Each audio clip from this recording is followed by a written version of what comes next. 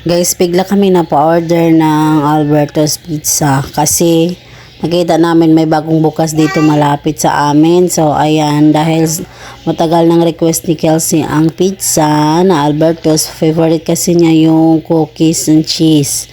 So, ayan, nag-decide kami na bumili na lang kasi sobrang tagal na niya na request itong pizza. Gustong gusto niya kumain. So, ayan, naghihintay kami dito habang sila ay, ayan, si Kulot, si Kelsey hintay na hintay sa kanyang pizza.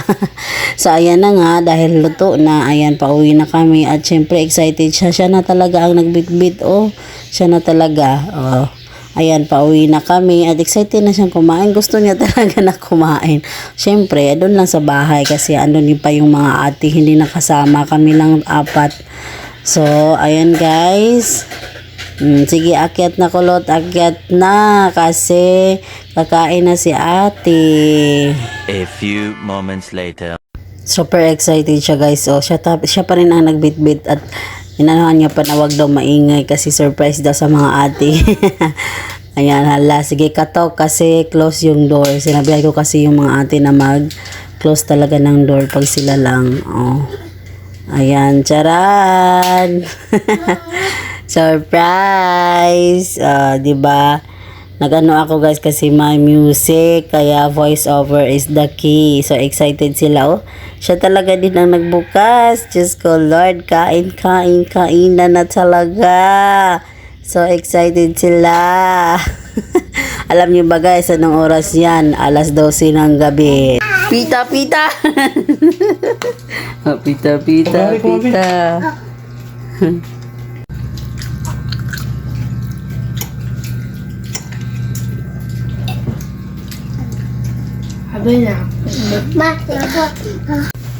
Ubos na. Last ball kag Kelsey. Pa si Chloe. Di pa tapos be? Di pa ikaw tapos?